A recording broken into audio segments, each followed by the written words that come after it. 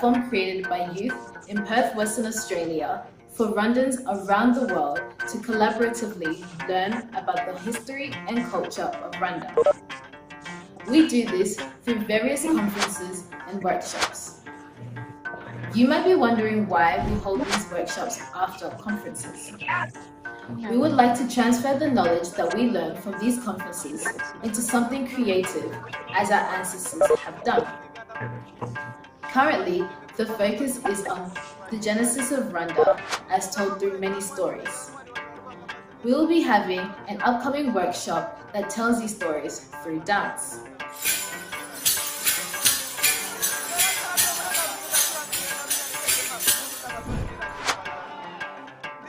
So come collaborate with Amateka Series team so that we can tell our stories together. The dance workshop will be held on the 20th of March, 9 a.m. Kigali time. Hope to see you there bright and early.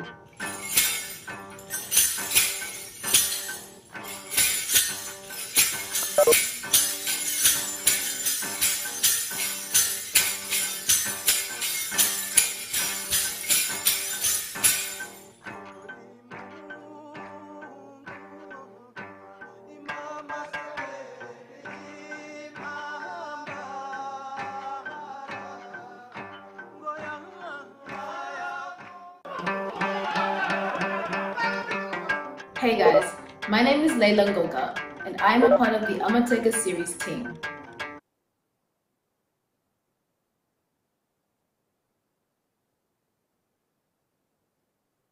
Hello everybody, muraho. Ngaramutse those in Rwanda. Good morning everybody. How are you guys all? Where are you guys dancing from? We're so happy to have you all here today.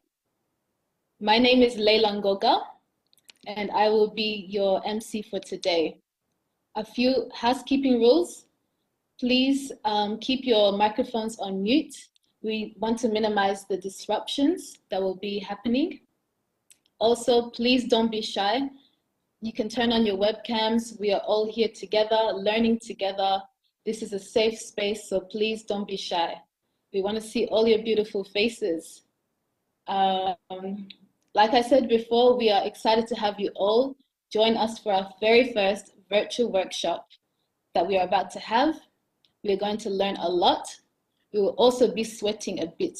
So please, I hope you guys are ready for this dance workshop. I hope you have water. I hope you're dancing in an environment that is free from any obstructions. Hopefully you guys are all comfortable. And yes, we'll have question time towards the end, so please refrain from using the chat box, and we'll ask you to raise your hand in the time for question and answer. So yes, also let us know where you guys are watching from. Please, yes, take part in this dance workshop. So as I said, my name is Leila Ngoga, and I will be your MC for today. Some insight on myself is that I love all things about Rwanda, from its culture to the food, the people, its stories, and just the continuous growth of Rwanda. I am also a part of the Amateka Series team. So the Amateka Series is made up of a group of young Rwandans here in Perth, Western Australia. And in the team, we have Linda, who you guys may have met in the previous conference. We also have Christelle, we have Paul, and we also have Aline. So the Amateka Series team has created a program for 2021 that is grounded in creating experiences that nurture a culture of collective learning. So these experiences will be bi-monthly with a virtual workshop like we previously had at the start of the programmed month, and then a workshop that we're having today. So the purpose of having these workshops is to transfer the knowledge that we have gained from the conferences into something creative as our ancestors have done. So a fun fact about me, for those that may not know already, I love to dance. So I have a deep love, a deep passion for dancing. I'm also a part of a culture group called Indatwa here in Perth, Western Australia. So because I love all things to do with dance, this workshop is really something that I'm very looking forward to, and I hope that you're looking forward to, and I hope you guys are all looking forward to it as well. And I'm also blessed to be moderating this workshop for you guys. And I hope that you guys are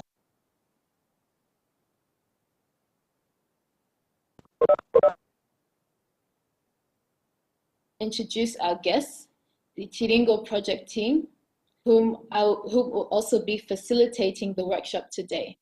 So before I welcome the Chiringo project to speak, I will be sharing a little bit about them. So the Chiringo project aims to conserve and to preserve dances all over Rwanda. They believe that dancing is a way to showcase how people lived in history, and it is a way of life. They also believe that it is good for people to know the different cultures and how they are distinct in different places. In saying so, they believe that they must protect such cultures and promote the dances as well. The Chiringo project has created a platform for dancers to showcase their art and their culture. They also have the aim to help those who don't know to learn about these cultures and to learn about the history and to allow people to grow and to learn about it. The Chiringo project also aims to bring awareness to local dances in different parts and different districts of Rwanda. They also train dancers, document these dances, and also host events that bring people together. I would like to welcome the creative director of Chiringo project, Maurice Nangundira, as well as Habimana Jean-Baptiste, to tell us a little bit more about the Chiringo project. Maurice Nangundira, the time is yours.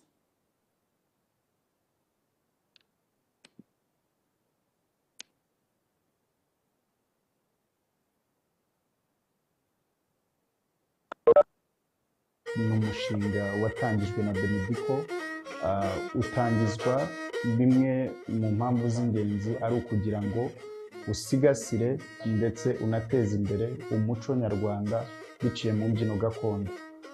Mu ntangiriro z'uyu mushinga twakoranye n'imbyino eshatu zitandukanye: ikinyemera, gituruka Nyabihu, gusama, n'imbyino gakondo y'abantu bo ku Nkombo, ndetse n'ikinimba. Ikinimba rero twakoranye n'icyo mu majyaruguru Gicumbi, ari cyo ikinimba abantu benshi bazi, ndetse n'ikinimba cy'abarashi bo mu Gahunga, akaba arizo mbyino twatangiranye nazo, ariko mu gihe kiri imbere tuzagenda tureba n'izindi mbyino.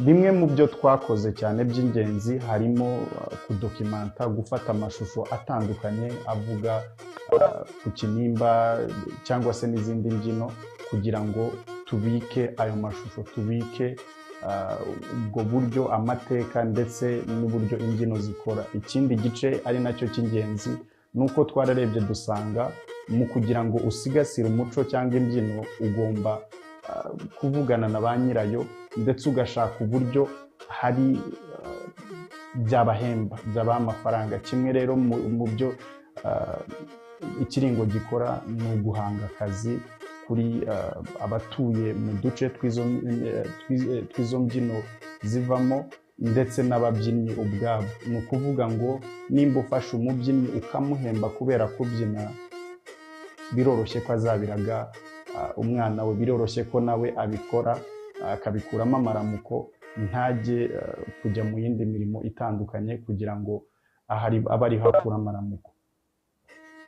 Ni iby'agaciro cyane kuba twaragize ubufatanye uyu munsi n'Amateka Series. Ni igitekerezo cyiza cyigisha amateka abana b'Abanyarwanda. Rero natwe nk'abantu bashaka kugira ngo duteze imbere umuco gakondo biciye mu mbyino, ni platform nziza kuri twebwe, kugira ngo tubashe kwereka abantu imbyino, tubereka amateka yazo, tubereka uburyo zibyinwa by'umwimerere. Nuko rero twatangiranye n'ikinimba, muraza kubona mu kanya abantu basobanura ikinimba ibyacyo, ikinimba cyo cy'urukiga, ariko turizera yuko iyo ari intangiriro y'ubufatanye buzatuma n'izindi mbyino tugenda tuzikoraho, kandi turizera yuko wenda abantu bari bubashe kuziga bakajya banabyina ikinimba ndetse n'izindi mbyino nituzizana. Turabashimira rero kubwo umwanya mwaduhaye kugira ngo twigishe abantu ibijyanye n'imbyino gakondo, ikinimba. Kuri iyi nshuro muryoherwe cyane, murakoze.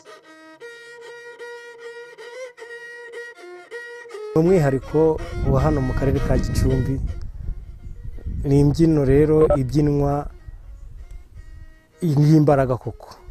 Ni imbyino isaba kuba wariye, isaba kuba wanyoye, kuko utariye cyangwa umwe ushobora kubyina ukagwa mu ngamba.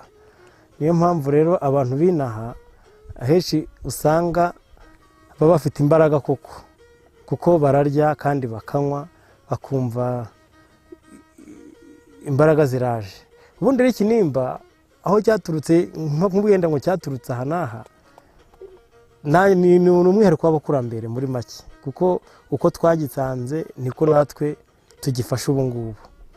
Nk'ubwo ngo cyaturutse ngo kuri runaka, ngo avuye kuri runaka, nshobora kukubeshya, ariko icyo nzi cyo ni uko kenshi iyo dutaramye, iyo tuvuye guhinga, iyo tuvuye mu mirimo itandukanye yacu, twahinze umugusha ni amasaka, nuko ubundi tukaza gutuza, tugira gutya rero tukicara tukarya tukanywa, twamara kurya tumaze kunezererwa, ubundi tugacinya hasi ikinimba cy'iwacu rero tukabyina tukizihirwa koko.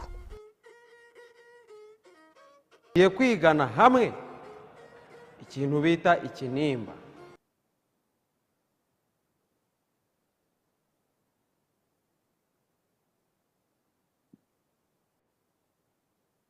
So, as you all have heard from the creative director of Ichiringo project, Maurice Nangungira, Ichiringo started with a focus on 3 indigenous dances: Ichinyemera, Gasama, Nichinimba. The Ichinimba dance is focused on, where it's focused from is the north part of Rwanda, called Gicumbi. The Ichiringo project went to Gicumbi and documented this local dance for firstly historical and archival purposes, and then also for the dancers in the area to find a source of income from their art. In the video, we also heard from one of the local elders, Habimana Jean Baptiste, who was part of the Ichinimba documentary that Ichiringo project created. He spoke about the history of Ichinimba and mentioned points such as that the Ichinimba is a dance that is of significance to the area of Gicumbi. It is a dance that demands high energy and requires you to have eaten and drank before so that you can have the strength to do it. He also mentioned that the history of Ichinimba cannot be traced down to a single innovator or creator. Instead, he can confidently say that Ichinimba dance was passed down from ancestors. And this is how he himself had learned how to dance the Ichinimba dance. The dance is also done after everyone in the community had come back from their jobs, such as farming, sorghum, and after they have rested to start entertaining themselves through dancing. So, as a summary, the Ichinimba dance has been a significant social dance for the people in the area of Gicumbi. I would now like to welcome Mupenzi Moise, who will be leading the tutorial with the help of Nishimne Marie Solange. Before we commence, I would highly encourage you all to stand up and to fully take part in this workshop. Again, this tutorial requires a lot of energy, and it should be done in an environment where there is minimal obstruction. Feel free to take as many water breaks as you need to, and please dance within your own limits and your own abilities. Mupenzi Moise, the time is yours.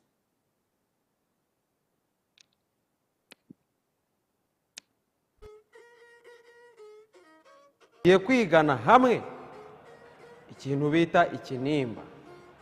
Ibinimba biratandukanye. Hari ikinimba bita urusengo, hari ikinimba kibugoyi. Ariko kuri iyi saha nanya ngo twigane ikinimba cyo mu majyaruguru, Ibyumba, Igicumbi, Urukiga.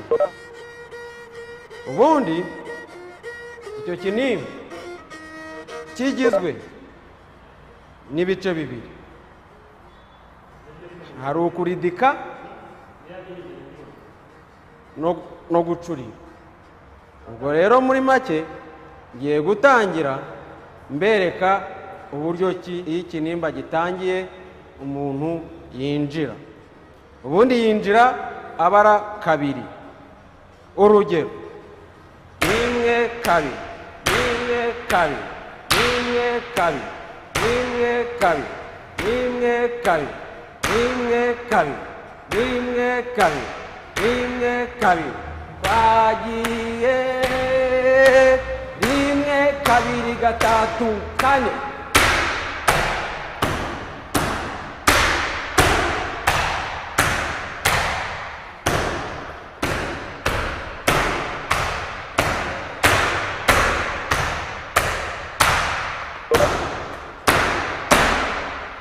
Ubwo mwabibonye uko nabisimbutse. Iyo utangiye winjira, akaguru k'iburyo niko kabanza. Ako kaguru kamanukana n'amaboko yose kugira ngo uzamuke hejuru, ugakoresha ka kandi k'ibumoso. Ubwo ni ukwinjira. Ubu ukagenda ubara ngo 1 2 1 2, cyangwa se hasi hejuru hasi hejuru. Urugero: 1 2 1 2 1 2 1 2. Ahangaha murabona neza ko mpagaze kuri aka kaguru k'ibumoso, ariko aka ngaka k'iburyo kiteguye kubara inshuro enye. Umuntu abarira mu mutima kugira ngo tubone uko tuzamuka. Ubwo 1 2 3 4. Ubwo n'ubundi nasubiye kuri ka kaguru k'ibumoso. Ubwo iyo umaze kubara ako kane, nibwo amaguru yombi aba yegeranye, ugatangira kuzamuka hejuru. Urugero: 1 2 3 4.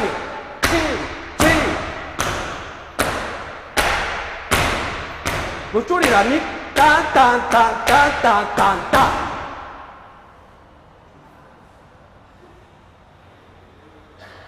Ubwo icyo nicyo bita gucurira.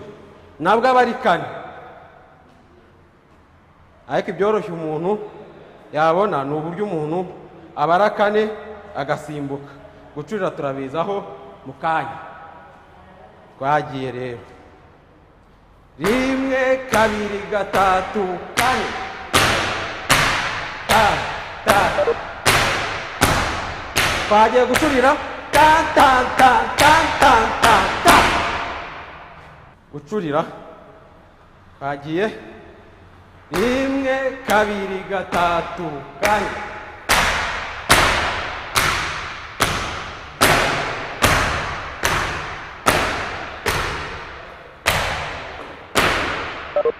Rero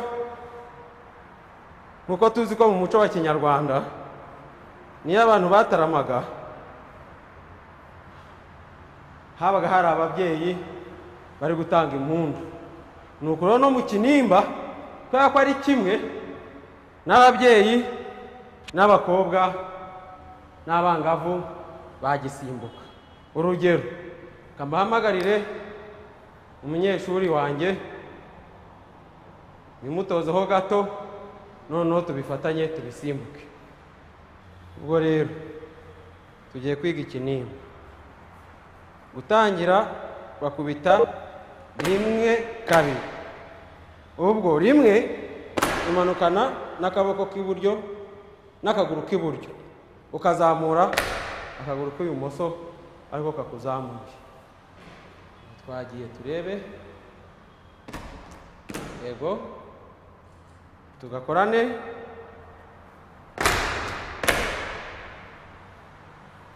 Bagiye nanone, noneho duhite dukomeza. Twagiye.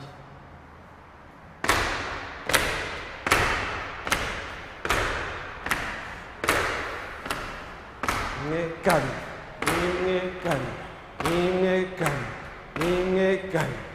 Ubwo rero tugiye kubara kane, duhagarare ku kaguru k'ibumoso kugira ngo tuze kwitegura gusimbuka. Sibyo? Ugaruka rimwe kabiri gatatu kane. Turi kumwe? Ukaba bikore wenyine.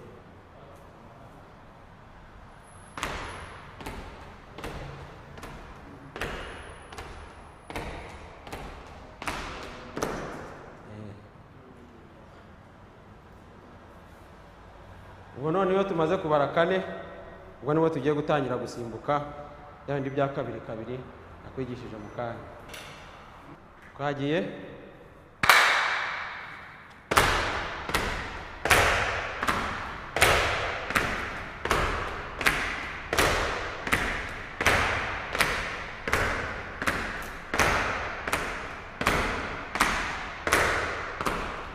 Ugaruka rimwe kabiri gatatu kane.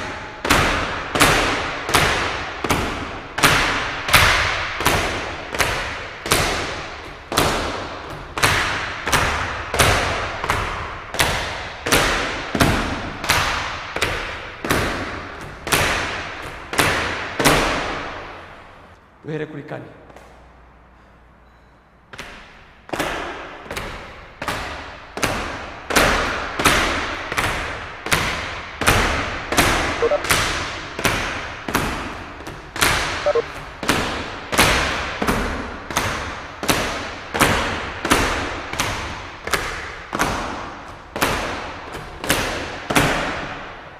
Noneho subira inyuma, tuzamuka twigira imbere, noneho nituza kugera kuri uyu murongo, ubwo nibwo turacurira.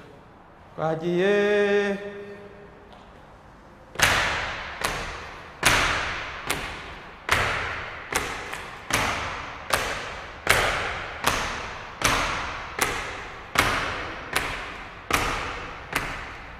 Ugaruka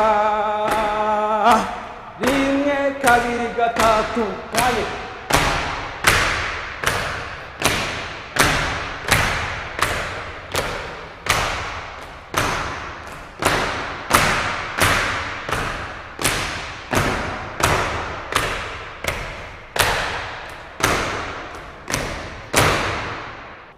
Muri makere kaze tubyiga, abantu bakibaza ngo ese icyo kinimba ni ikihe, ariko ubu noneho tugiye kubivana mu magambo tubishyire mu bikorwa, noneho n'indirimbo irimo. Murebe ya kabiri kabiri twinjiraga, aho wa munyeshuri wanjye araturuka nanjye aho ndaturuka.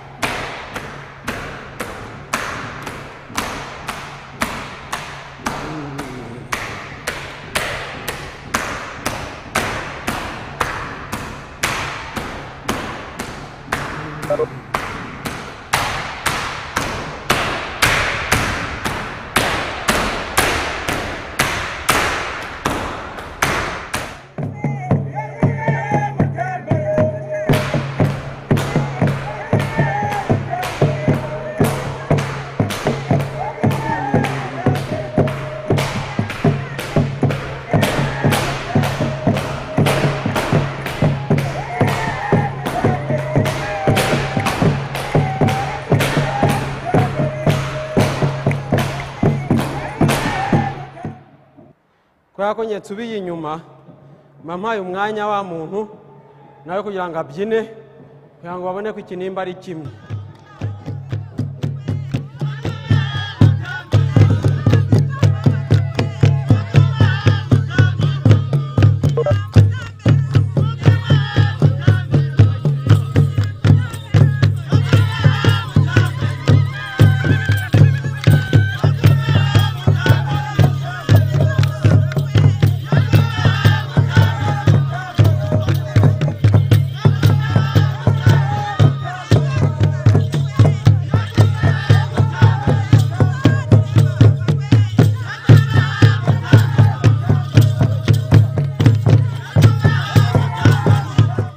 Noneho mwabibonye ndi kubyina na wa mukobwa twabaze 4 ngewe nasubira inyuma nawe muha urubuga ariko mukomere mu mashyi kugira ngo mwongerere imbaraga.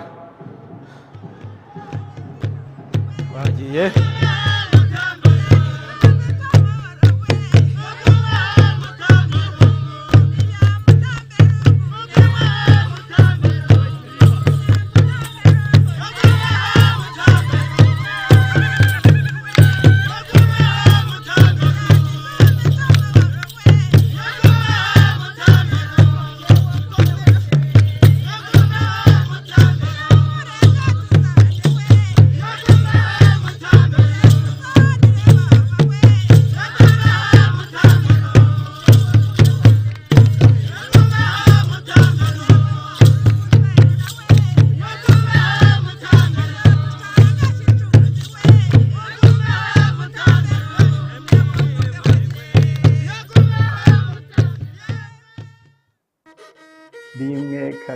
rimwe kabiri gatatu kane.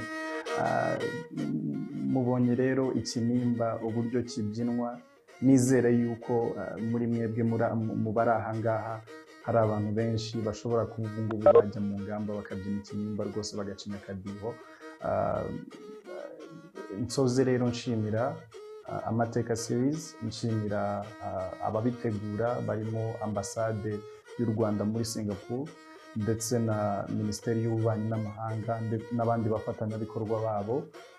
Turabashimira cyane ko mwatekereje ikiringo kugira ngo tubashe gufata izi mbyino tuzigeze ku banyarwanda baba mu mahanga.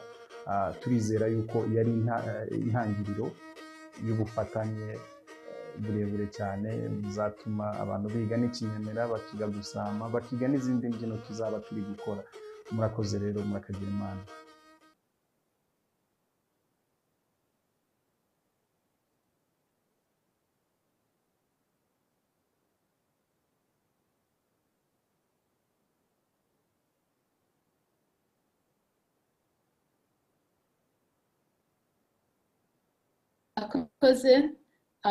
I don't know how everybody went, but for myself, it was a bit hard.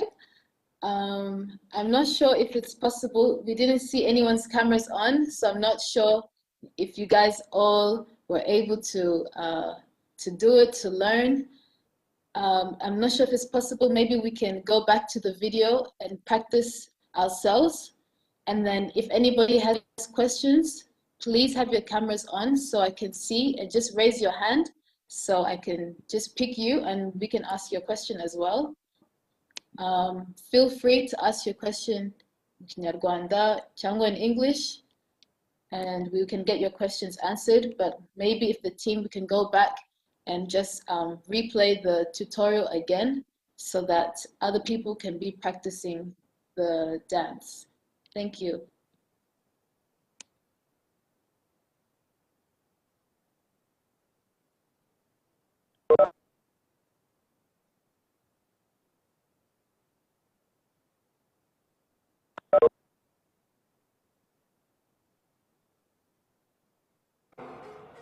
Ikintu bita ikinimba. Ibinimba biratandukanye. Hari ikinimba bita urusengo, hari ikinimba kibugoye. Ariko kuri iyi saha na ngo twigane ikinimba cyo mu majyaruguru, Ibyumba, Igicumbi, Urukiga. Ubundi icyo kinimba kigizwe n'ibice bibiri, hari ukuridika no gucurira. Ubwo rero muri make ngiye gutangira mbereka uburyo ki iyo ikinimba gitangiye umuntu yinjira. Ubundi yinjira abara kabiri. Urugero: 1 2 1 2 1 2 1 2 1 2 1 2 1 2 1 2 twagiye 1 2 3 4.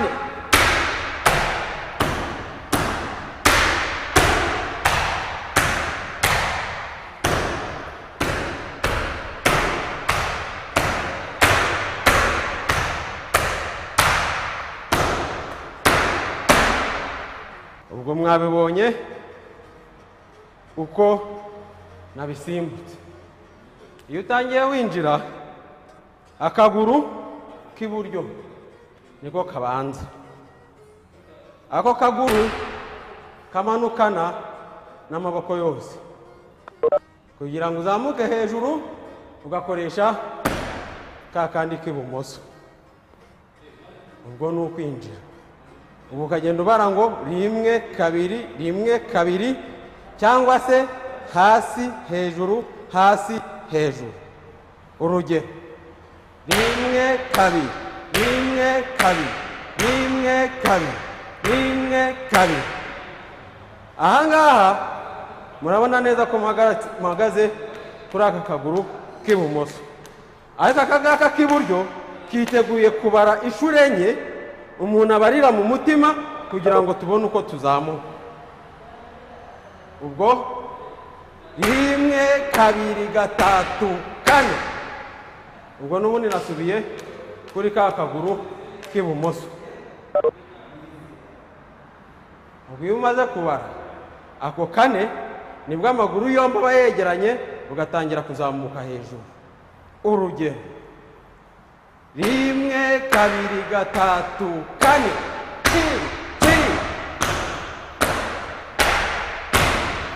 Gucurira ni tan tan tan tan tan tan tan.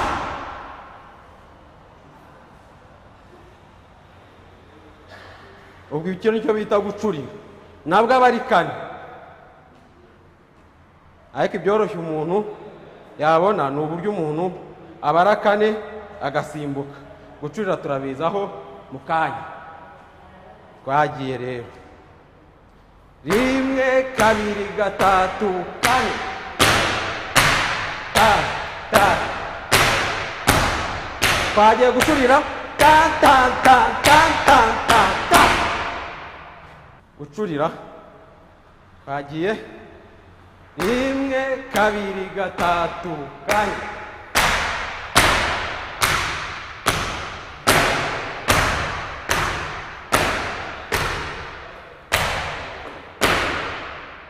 Rero nkuko tuzi ko mu muco wa Kinyarwanda niyo abantu bataramaga, habaga hari ababyeyi bari gutanga impundu. Nuko rero no mu kinimba kubera ko ari kimwe, n'ababyeyi n'abakobwa n'abangavu bagisimbuka. Urugero: kamahamagarire umunyeshuri wanjye bimutozeho gato, noneho tubifatanye tubisimbuke. Ubwo rero tugiye kwiga ikinimba. Gutangira bakubita 1 2. Ubwo 1 umanukana n'akaboko k'iburyo n'akaguru k'iburyo, ukazamura akaguru k'ibumoso ariko kakuzamuye. Twagiye turebe. Yego, tugakorane.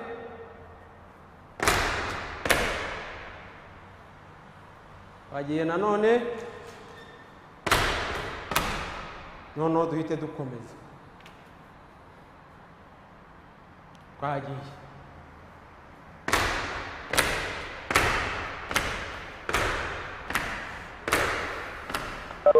rimwe kabiri rimwe kabiri rimwe kabiri rimwe kabiri. Ubwo rero tugiye kubara kane, duhagarare ku kaguru k'ibumoso kugira ngo tujye kwitegura gusimbuka, sibyo? Nawe ugaruka rimwe kabiri gatatu kane. Turi kumwe? Ukaba bikore wenyine.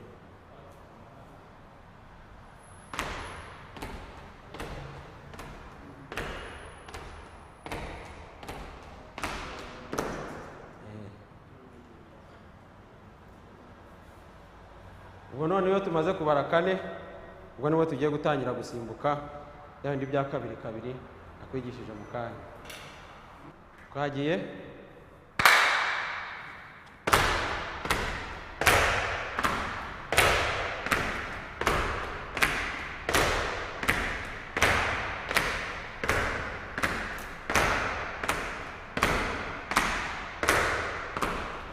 Ugaruka rimwe kabiri gatatu kane.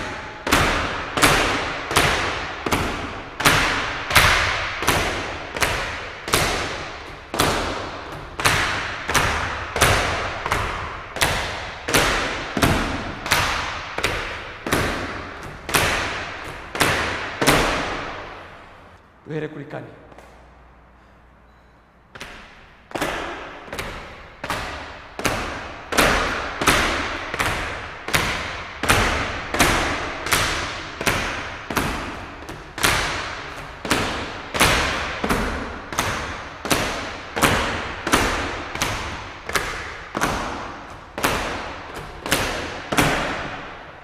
Noneho subira inyuma, tuzamuka twigira imbere, noneho ntituza kugera kuri uyu murongo, ubwo nibwo turacurira.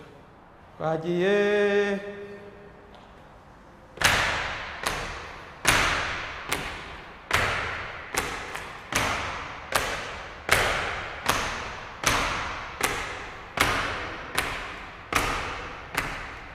Ugaruka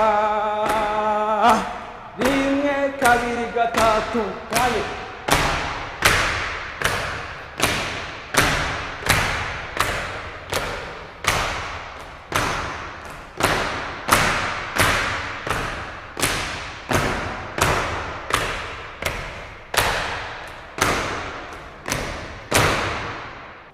Muri make rero twahoze tubyiga, abantu bakibaza ngo ese icyo kinimba ni ikihe, ariko ubu noneho tugiye kubivana mu magambo tubishyire mu bikorwa, noneho n'indirimbo irimo. Murebe ya kabiri kabiri twinjiraga, aho wa munyeshuri wanjye araturuka nanjye aho ndaturuka.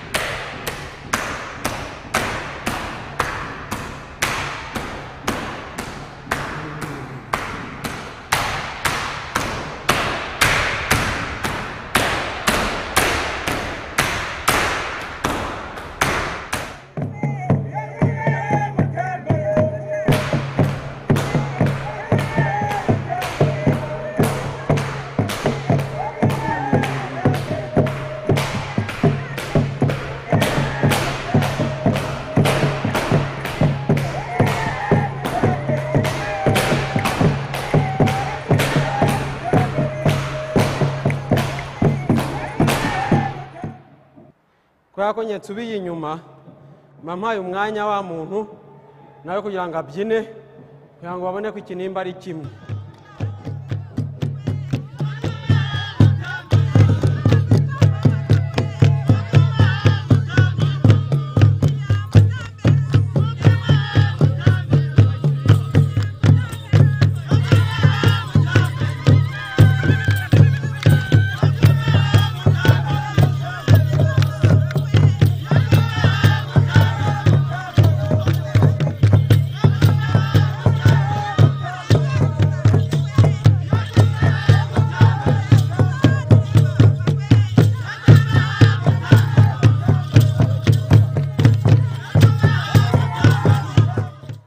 noneho mwabibonye ndi kubyina na wa mukobwa twabaze kane ngende ndasubira inyuma nawe muhe urubuga ariko mukomere mu mashyi kugira ngo mwongerere imbaraga bagiye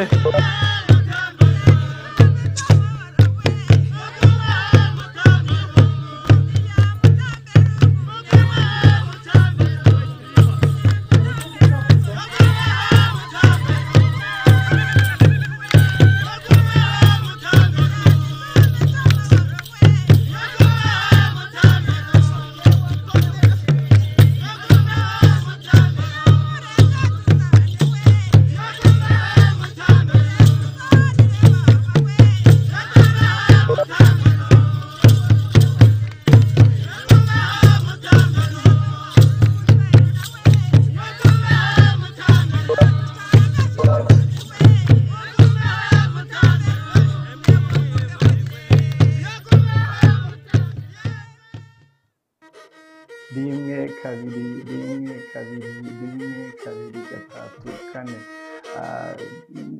Mubonye rero ikinimba uburyo kibyinwa, nizere yuko muri mwebwe mu bari aha ngaha hari abantu benshi bashobora kuba ubu ngubu bajya mu ngamba bakabyina ikinimba rwose bagacinya akadiho.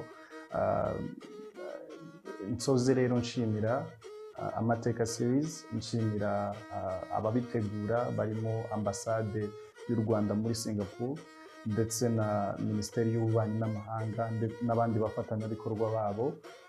Turabashimira cyane ko mwatekereje ikiringo kugira ngo tubashe gufata izi mbyino tuzigeze ku banyarwanda baba mu mahanga.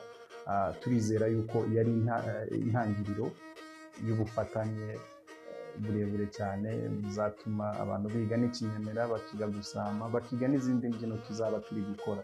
Murakoze rero, murakagira Imana.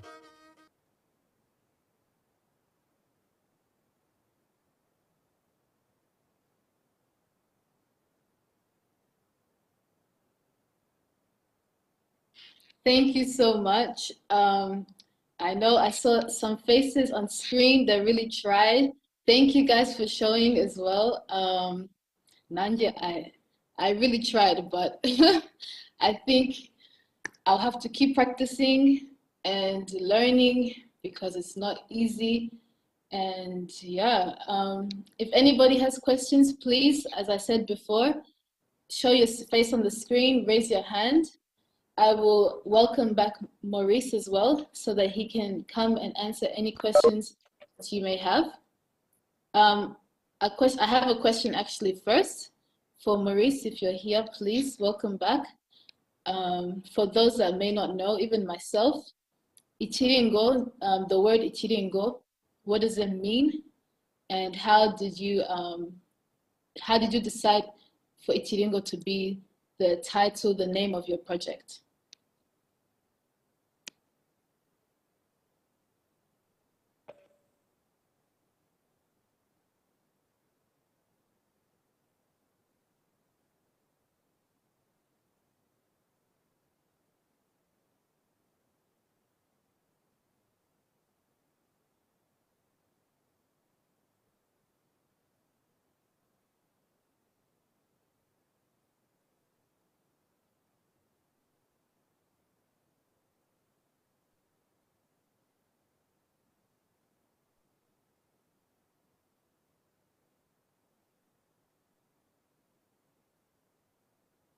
Maurice, if you're there, please, the time is yours.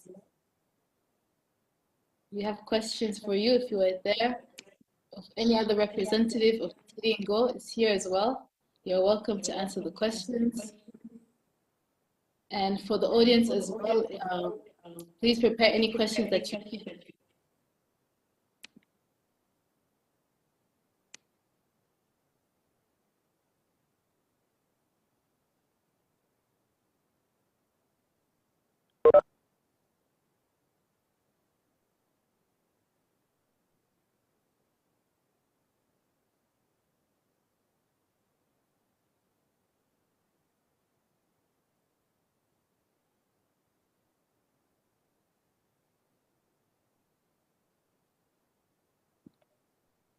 maybe whilst we're waiting for Maurice or any other representative for Italy and Go, does anybody else in the audience, those that were dancing, did you have any questions? Do you want to share your experience? Was it hard? Did you have fun? Please raise your hand. We would love to.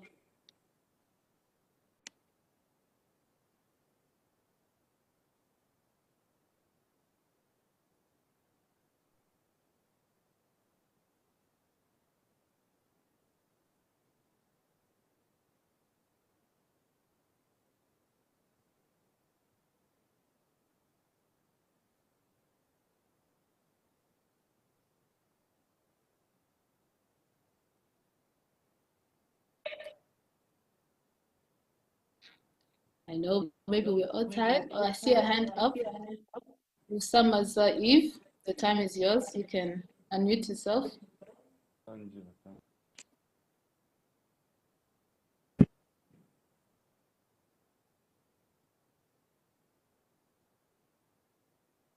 Sorry, Usamaza, your microphone is muted. If anybody can help, he has his hand raised. Okay, sorry. Muranyumva? Muranyumva neza? Ego.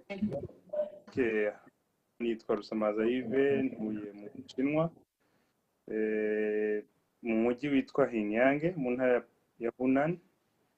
Nanjye rero nishimiye kubana nawe kuri uyu munsi, ndetse ni iby'igiciro cyane, ibintu by'imbyino, ndi umubyinnyi, bimazemo imyaka irenga 12, ntaraza mu Bushinwa nabikoraga nk'umwuga, biri mu bintunze. So ndishimye cyane rero kubona twiga kinimba. So njye rero ntabwo mfite ikibazo, ahubwo no gushimira iyi gahunda, nanjye nkashimira abayiteguye, hanyuma nkababwira ko turi kumwe rwose, tuzafatanya kwiga n'izindi mbyino nyinshi dusharinge, kandi nabonye abari kubikora bari kutwereka amavideo ari sawa rwose. Courage, murakoze cyane. Thank you so much. It's even good to know that we're having people here watching from China. No, but thank you so much for the appreciation. And we hope that in the future as well, you can even send us some videos of you dancing. And even those that were participating today, we will also invite you all to send some videos so that we can see what you have learned, share as well with other people, the experience that you've had as well today. So yes, if there's any other hands that are going to be raised, or if Maurice is here and ready.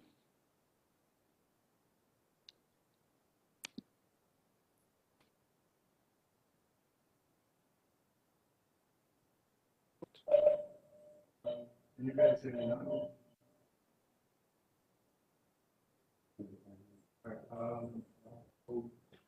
To answer your question, I think it's a question in English, or I don't know whether you get one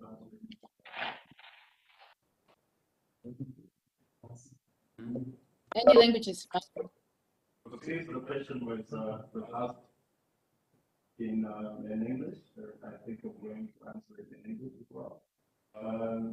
So, Ichiringo is a name that basically the deep happiness comes from gathering type of happiness people have when they're in a gathering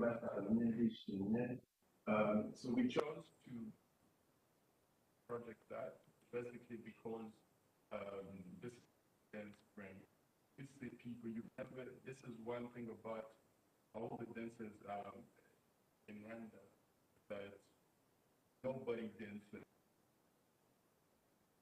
in Rwanda called IGIHE, which is kind of a happiness get with a truly actually from dance from like Habimana said in the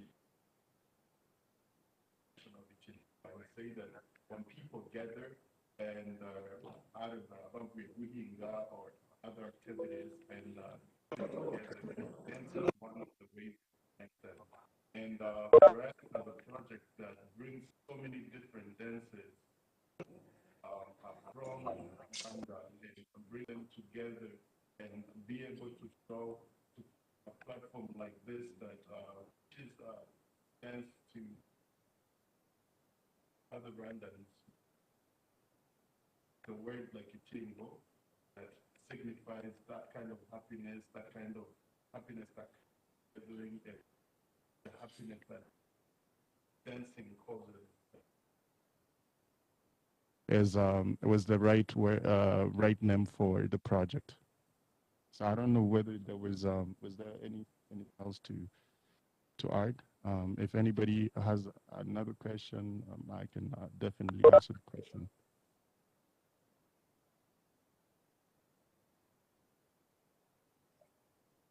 Thank you.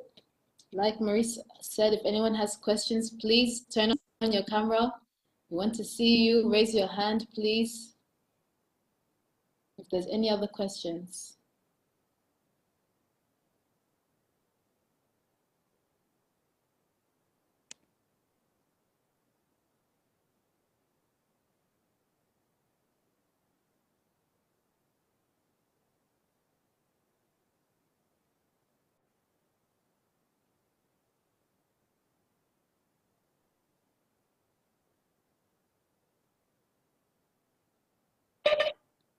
Maybe I can ask another question if other people don't have any questions yet.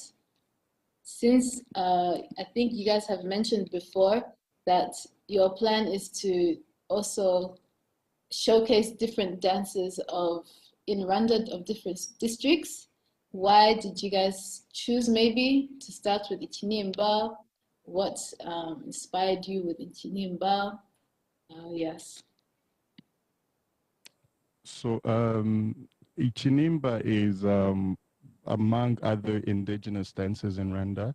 Ichinimba is the most famous of all dances, and it has a particular history that it crosses different districts and different areas in Rwanda, and as it crosses, it actually changes the type that they dance. The dancer explained in the tutorial, the one that you're seeing is Ichinimba from Uruchiga, which is basically has a lot to do with agriculture, and the way they dance and the way they use force actually signifies guhinga. And when you go to other areas, you have Chinimba, Chabarashi, the archers, and the way they dance themselves is basically, it has a lot to do with hunting and all of this. So we thought it was a very interesting dance, and learning how it crosses different parts and changes and actually speaks to the history of the people there was very fascinating. And you know, we chose Ichinimba, and we also did Ichinyemera, that actually we have a person who is from that area and can speak to that if anybody has a question about Ichinyemera. But it's also like a dance that when you see it and you see how uh, it signifies the culture of the people in Nyabihu and how they love cows and how every single thing has to do with that. And when you go to Gusama, Gusama is from an area called Nhombo, and it's an island in Rwanda, but right in Rusizi, but it's basically like an island by itself, and they speak their own language. And when you see these people, you see these dances, you see how beautiful it is. It's just fascinating learning about all of this. And we want to go to the eastern part as well and be able to tap into other dances. But we chose these dances, these three ones, because of those specific reasons that I mentioned. Thank you. I see that we have Aline from Perth, who's also a part of the Amateka Series team, that has a question for you as well. Aline, the floor is yours.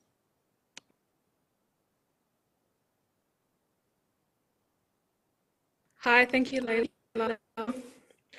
So basically my question is, I know that the team creates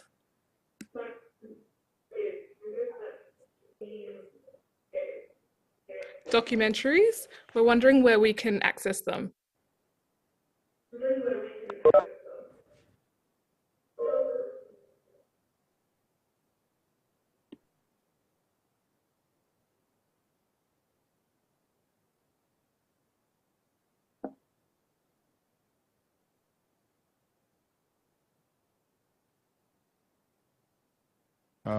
On the question of the documentaries, so we just recently had an event where we screened virtually the Ichinyemera documentary. We intend to do screening of other documentaries as well. It's just that with the pandemic and everything, it's not as easy to have a physical screening. But in the near future, we'll actually have platforms where you can go and watch these documentaries. We're very, very eager to put them out, and once we put them out, we'll definitely let people from Amateka Series know, and so that you can pass on the message to the people here and others across the world as well.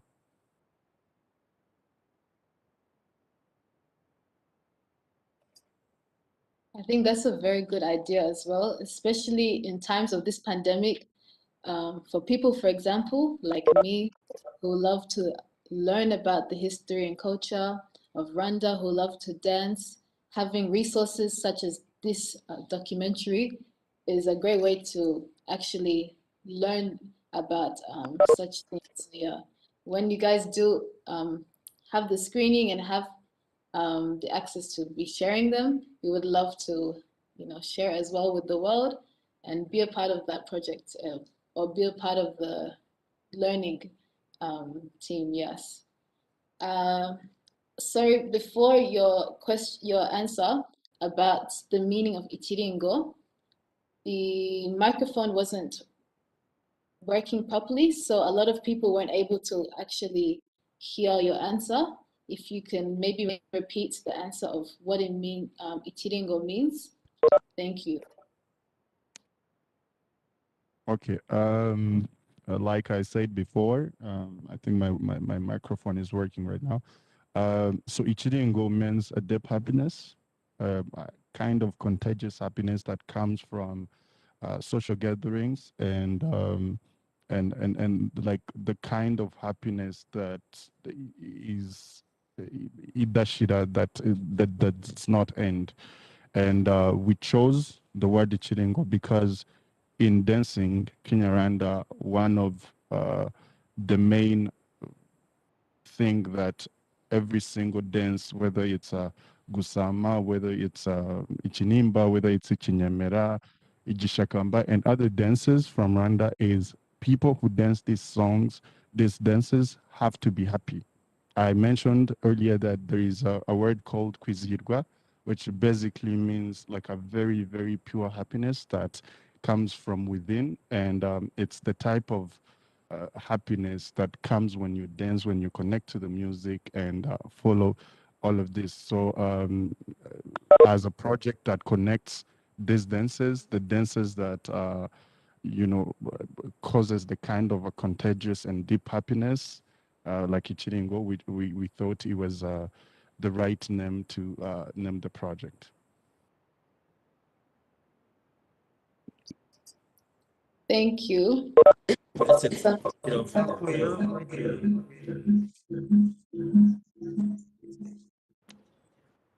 Sorry, I have an urban school.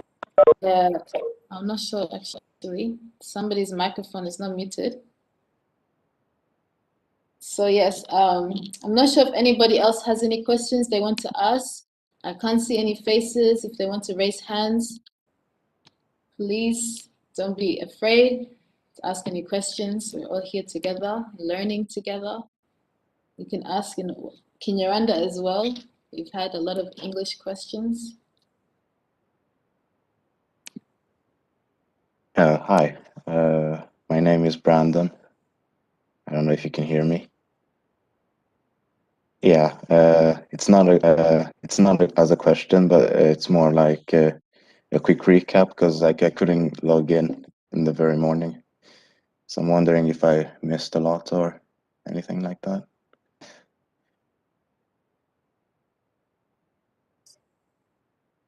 Hello, Brandon. Welcome. I'm not sure if you were here during the tutorial, but we basically have a workshop today, Yeah, which was facilitated by Itiringo yeah, project. They taught us the dance of Itinimba.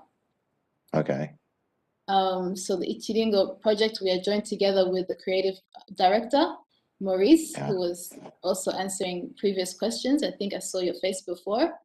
all right, So yes, he explained as well the meaning of Ichiringo, why they named their project Ichiringo Project.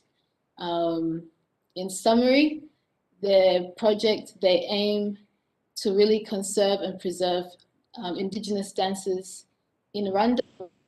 They also really highlight dances as well all over Rwanda for them okay, to showcase their art, their talent, to teach about the history of those indigenous dances, the culture. yeah, So yes, and we also had a very great tutorial by Moise as well, yeah, who showed us how to dance Ikinimba dance. So maybe when you have the time as well, we will yeah, have this live recorded. So we will have it saved, and then you can maybe go back and just watch the yeah. tutorial as well. That'll be And we would really love nice. to also, yeah, we would also love to see a video of yourself, maybe not just you, but other people Yeah, doing I the think I'd dance. try. I could try. We will also be having, and this is for everybody, we'll be having a TikTok as well for those that are on TikTok. So please, we'll have a submission page on our website for everybody to submit videos, and then we can upload it on our TikTok. Well, thank you, Brandon. Thank you.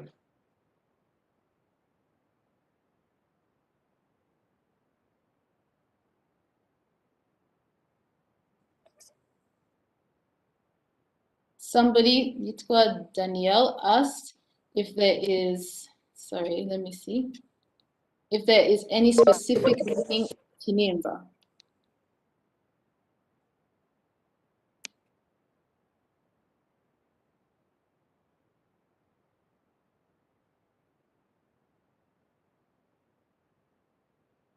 Could you repeat the question? Any specific theme? She said if there is any specific meaning of Itinimba. I would have to consult the dancers and no, but I don't think there is really like a specific meaning of the word Ichinimba. But I definitely ask that, and we will communicate the answer that we get to all of you guys.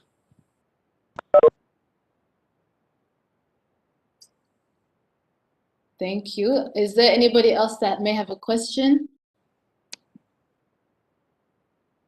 Please raise your hand. We want to see you as well.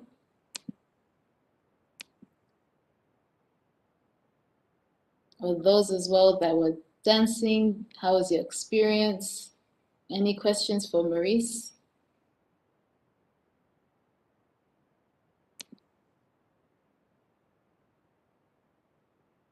If not, also they do have a page on Instagram called Itiringo Project Africa, if I'm correct.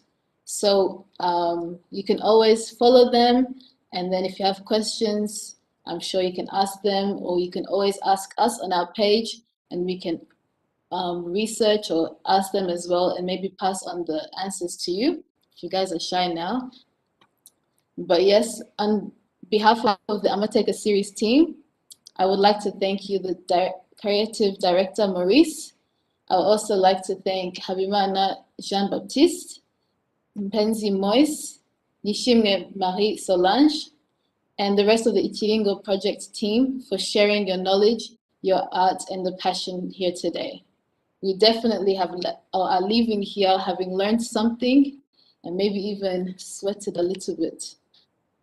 I would also like to thank the organizing team behind this event today, the High Commissioner's Office in Singapore, Minafet, My Culture, IGIHE, the Amateka Series team. This event wouldn't have come together without all of your efforts. So thank you guys. And most importantly, I would like to thank all of you who has joined here with us today, whether it is virtually or together like in Perth. I also saw the Urban Dance School, there's a group of people together.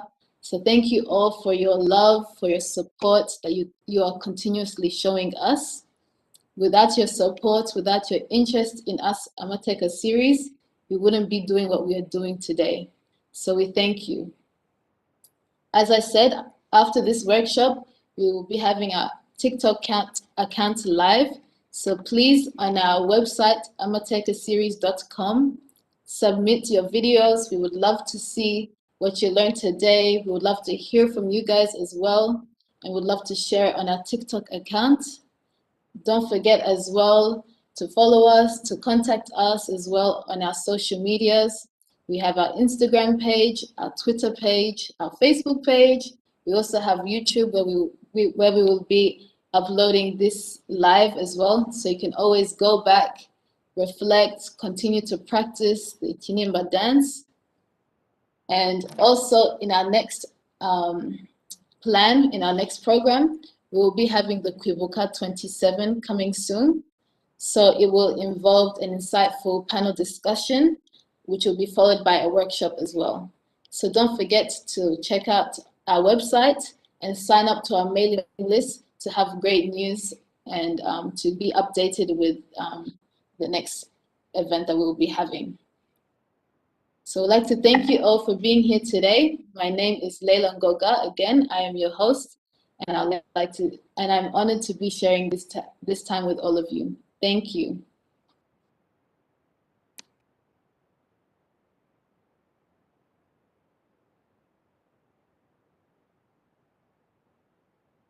Thank you.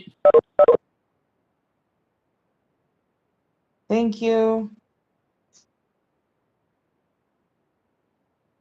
Bye.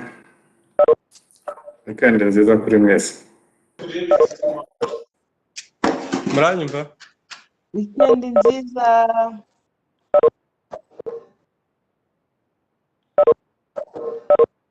Muranyumva? Bye. Yego, turakumva. Bye bye. Twashakaga twe turitora abadahirwa i Kabuga. Turitora abadahirwa i Kabuga. Muranyumva? Yego. Turitora abadahirwa i Kabuga mu gihugu cy'u Rwanda.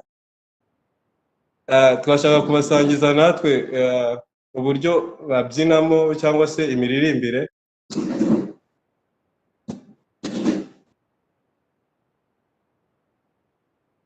Muratwumva?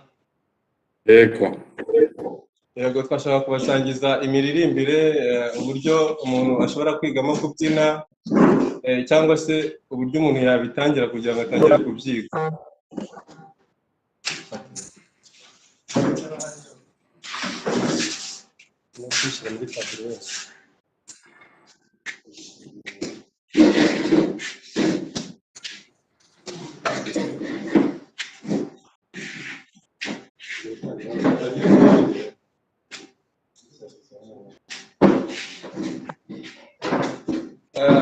Umuntu aratangira, yari gutangira kwiga kubyina, aratangira rimwe, ahangaha babyita gucunda, tangira kubyo bita gucunda.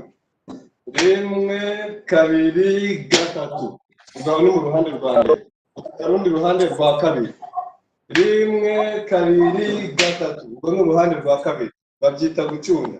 Iyo ugiye kubikorera hamwe noneho byose hamwe uratangira. Rimwe, kabiri, gatatu, rimwe, kabiri, gatatu, rimwe, kabiri, gatatu, rimwe, kabiri, gatatu, rimwe, kabiri, gatatu. Ibyo babyita gucunda. Reka umuntu atangira. Ikindi cya kabiri utukurikizaho nibyo bita gutemba. Gutemba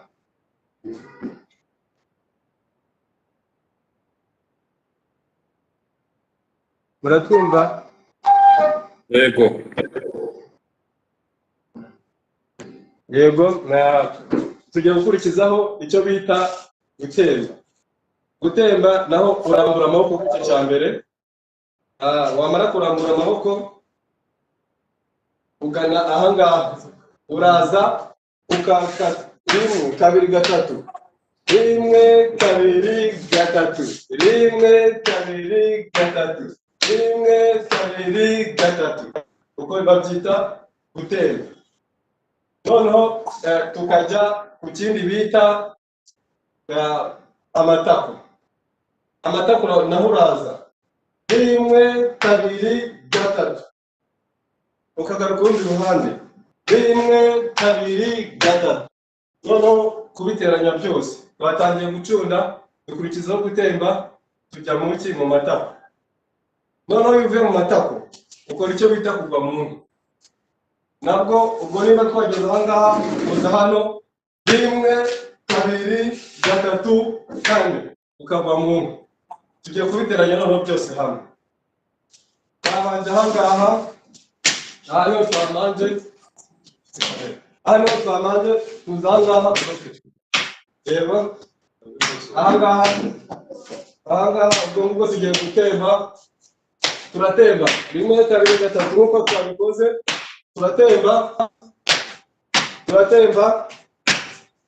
Turatemba tujya mu matako. Ahangaha 1 2 3 4 tuva mu nka. Noneho ngiye kubereka abanyeshuri banjye uko babitangiye kubyiga naho twari tugeze.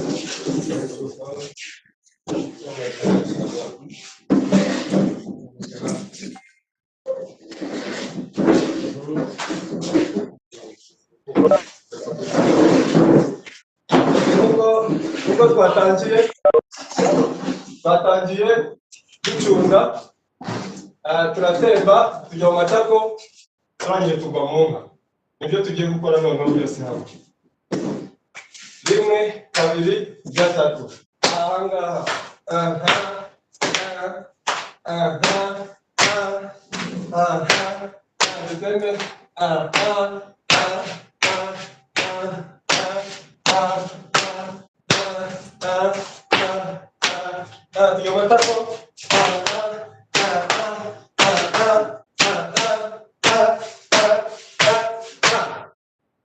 ni gutyo. Uko niko biga icyo bita intwaro n'umushobora. Noneho tugiye kubereka ubwo bwa uburyo bwo kwiga kubyina. Tugiye kubereka n'uburyo bwo kwiga noneho kuririmba. Uburyo bw'imiririmbire uko umuntu atangira kubyiga yaje atabizi ukuntu abitangira. Tujya gutangira kwiga ikintu cya mbere ubanza gukoma amashyi. Kwiga gukoma amashyi. Ntabwo gukoma amashyi uyakoma gutya amashyi asanzwe bisanzwe gutya oya. Ugiye gutangira kuririmba umanza ku mashyi. Nimba ari amashyi urambura gutya ibiganza byawe bikamera gutya. Byamara kumera gutya utandukanyije intoki zawe ukabihuza gutya. Imaze kubihuza gutya apana kubyegeranya ngo bimere gutya. Bimera gutya, icyo ni icya mbere. Indi ya kabiri iza ari uguhuza ibiganza byawe, asigaye ugakoma gutya amashyi. Urumva ko bijyana n'injyana y'indirimbo ushaka gutera. Bavuze ko icya mbere uguhera ahangaha kurambura gutya ntibihure. Icya kabiri ukagira gutya, gatatu ukiga gukubita amashyi gutya. Ubwo ni ukuvuga ngo ubu ni uburyo bwo gukoma amashyi kugira ngo amashyi abashe kumvikana, humvikane uburyo bw'ubuhanga bwo gukoma amashyi. Ikindi iyo tugiye gukoma amashyi wumva injyana y'ingoma. Amashyi nkubise 1 2 3 4 gutyo. Iyo niyo njyana. Iyo njyana yizi ubikoze gutyo birashoboka umenya gukoma amashyi. Ni gutyo kugira ngo amashyi abashe kumvikana neza. Iyo bigeze aho ngaho ukurikizaho icyo kugorora ijwi. Kugorora ijwi utangira mu buryo buke uko wumvishije bagenda bazamuka mu ijwi. Noneho ngiye kubereka abo natoje kuririmba nabo babereke uko babitangiye.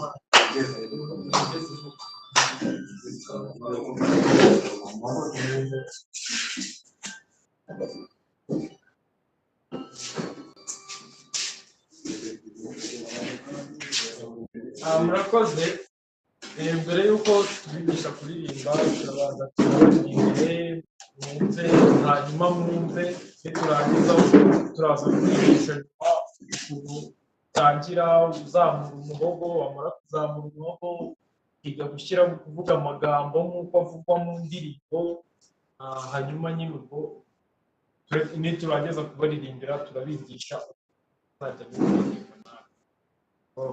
Tugiye gutera indirimbo yitwa Abashyitsi Bahire. Abashyitsi bahire, iyo nimuze muheza, iyo turabaramuka cyane, ntacyo mwagiye,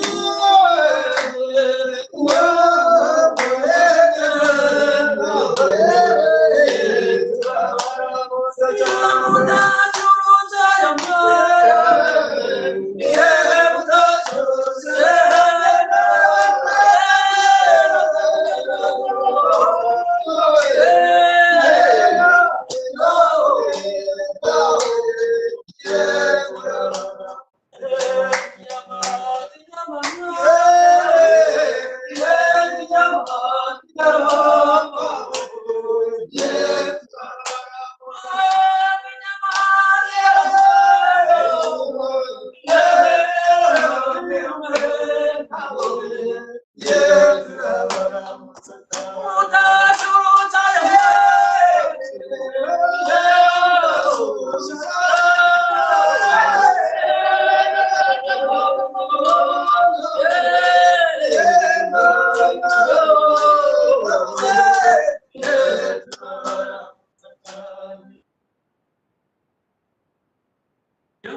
Ni indirimbo yitwa Intwatwa, ishobora gukoreshwa wenda ugiye tugiye kwakira abashyitsi,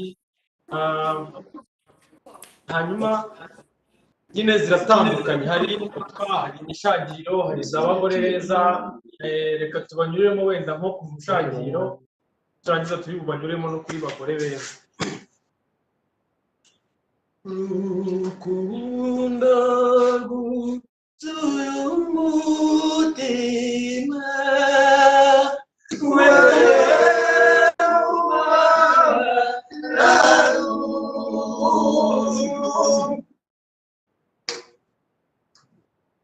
urukundo rwuzuye umutima,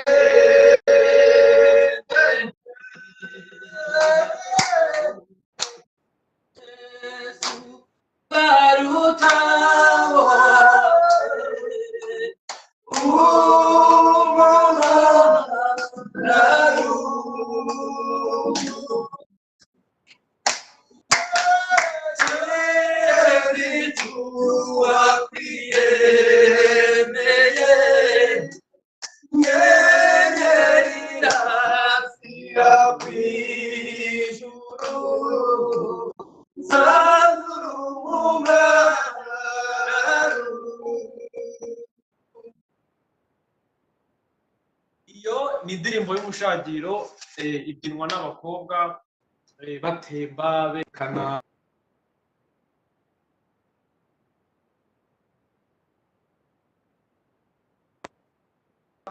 nayo ni iy'abakobwa birumvikana.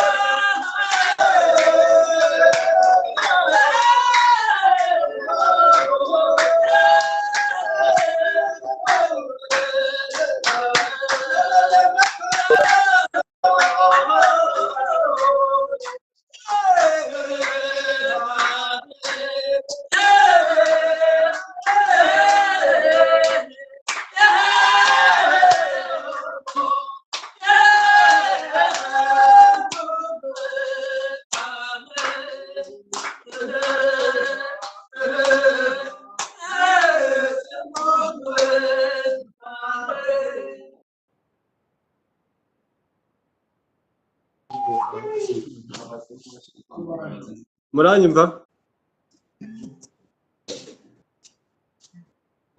muranyumva yego murakoze cyane. yego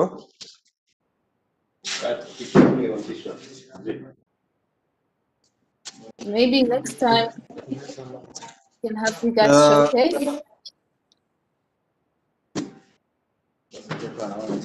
oui Murakoze cyane. Abatubwira namwe muzaza. uko rero kwari uburyo babyiga mwabikurikiye ndizera ko mwabibonye asigaye ikindi turacyataramanye murakoze Namwe murakoze.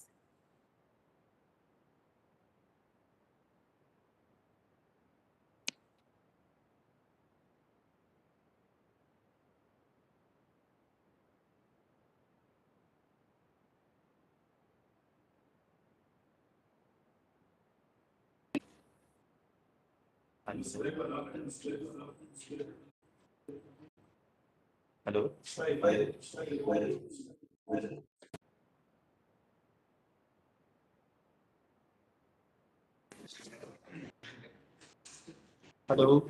Hello. Hello. Can you hear me, please?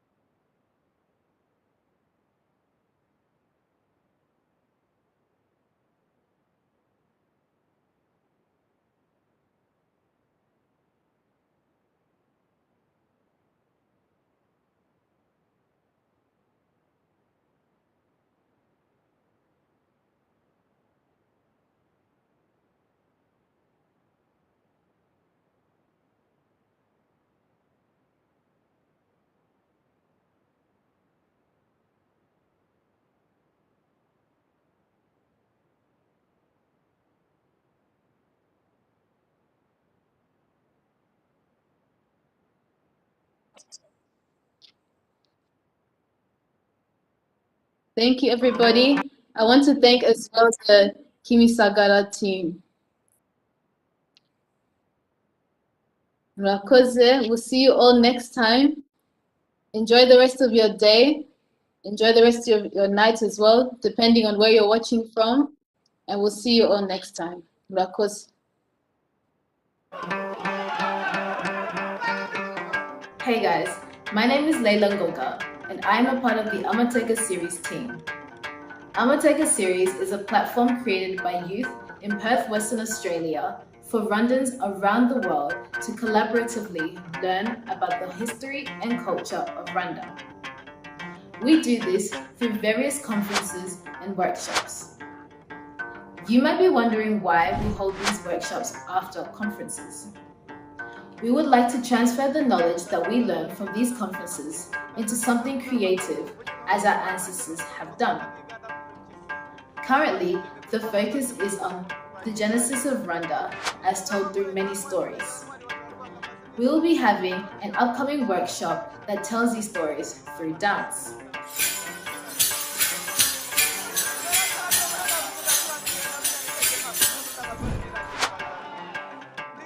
So come collaborate with Amateka Series team so that we can tell our stories together. The dance workshop will be held on the 20th of March, 9 a.m. Kigali time. Hope to see you there bright and early.